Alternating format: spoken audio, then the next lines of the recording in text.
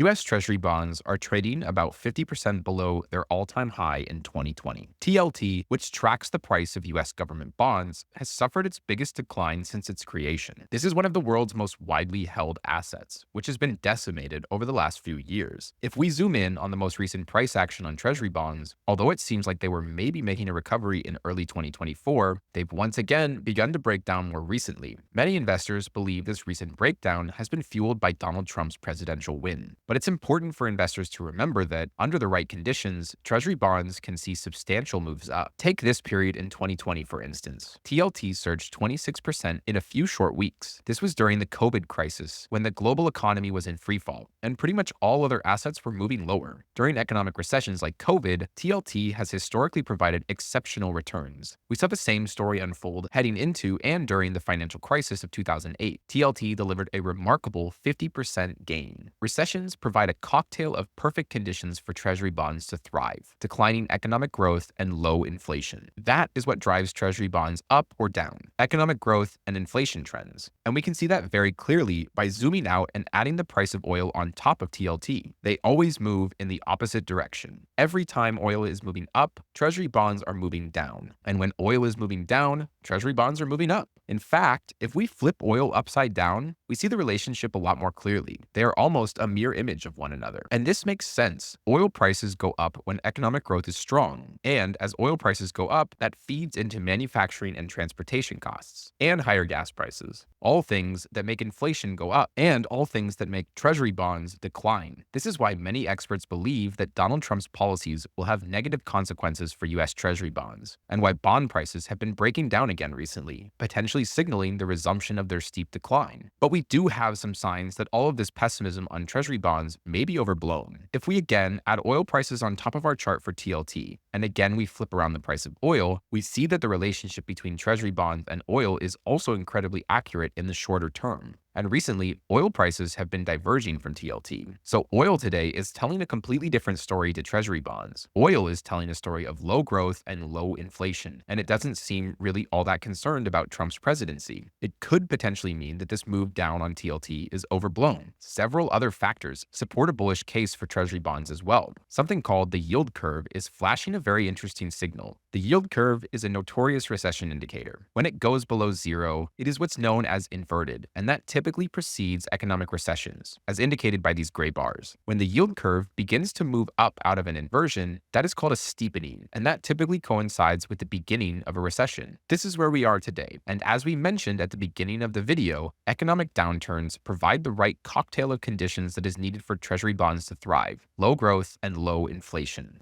Still, as traders, we cannot ignore the recent price action that we've seen on Treasury bonds. The clean break below the upward trend line shows weakness in the price, a clear lack of demand for Treasuries, failing to keep them in an uptrend. We also see the moving averages have started to curl downwards. This suggests that Treasuries are technically still in a bear market without clear signs of a recovery. Looking forward, two scenarios seem possible. TLT could reclaim its moving averages. This would confirm that the pessimism around Donald Trump's impact on Treasury bonds was overblown, and that the underlying macro forces are taking hold once again. For now, however, Treasuries haven't been able to make this kind of recovery. So we have to also be aware of the downside risk that exists on Treasuries. Is it possible that the Treasury bond market could actually resume its steep decline from the last few years? In order to answer that question, we need to look at Treasury bond yields. If we add the yields of Treasury bonds on top of bond prices, we see that they are perfectly inversely correlated to one another. When growth and inflation rise, it immediately causes bond yields to rise and bond prices to fall. And that makes sense. Let's say you're a holder of US government debt, which is what you are when you're holding Treasury bonds, and you are getting about a 2% annual yield for holding your bonds. Then all of a sudden, you see that inflation in the US is shooting up from 2% per year to 5% per year. That means the yield you are getting for owning US debt is negative 3% when adjusted for inflation. So you're actually losing money by owning US debt. Of course, you're going to sell your Treasury bonds and wait until you can get a better yield on them, right? This is why, over the long term, US Treasury yields are closely tied to US GDP growth, which is basically total economic growth including inflation. When the economy is growing very rapidly, like in the 1970s, Treasury yields are going to be very elevated. Of course, the opposite is true when the economy is struggling to grow. For example, in the 2010s, economic growth was particularly low, and so were bond yields. Today, GDP is running at 5% year over year, while the 10-year yield sits at 4.5%.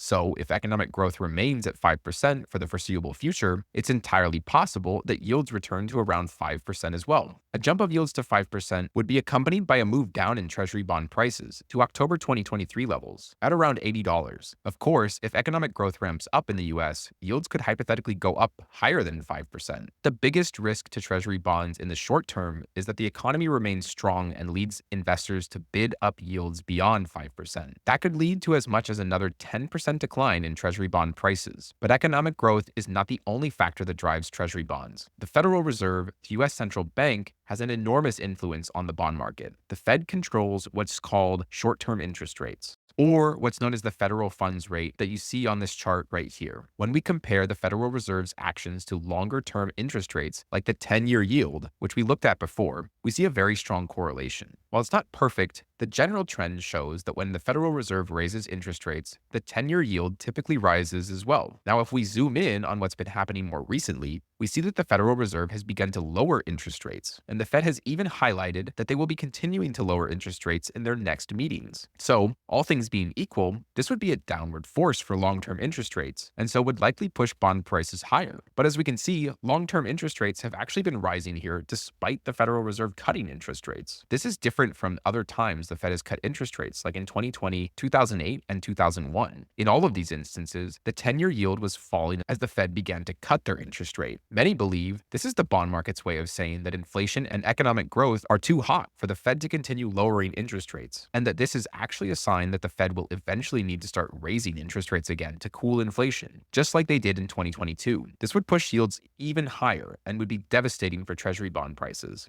This is a bearish argument for bonds, and many point to the 1970s as a prime example of how this can happen. In 1977, long-term interest rates rose ahead of the Federal Reserve raising rates. The same thing happened in early 1972 and mid-1967. In those cases, long-term interest rates were rising in anticipation of the Federal Reserve raising rates. Many argue that today's rise in interest rates is anticipating a similar scenario. But there is a big difference between the 1970s and present day. Back then, long-term interest rates were above the Federal Reserve interest rate. Today, the long-term interest rate is below the Federal Reserve rate. This is what the Fed calls restrictive monetary policy, which means, according to them, that they are slowing the economy down, not heating it up. And indeed, we see that every time monetary policy has been restrictive in the past, with short-term interest rates above long-term interest rates, a recession followed shortly afterwards. As long as monetary policy is restrictive today, it could be that recessionary risks are greater than inflation risks, and that would be the bullish argument for Treasury bonds. In fact, we actually did see something like this happen in January of 1970. Here, the Federal Reserve was cutting its interest rate, but long-term interest rates were still rising as they were doing so. This was a period of time when monetary policy was restrictive, and eventually, an economic recession brought long-term interest rates down. And this was a period of time when Treasury bond prices were rallying significantly.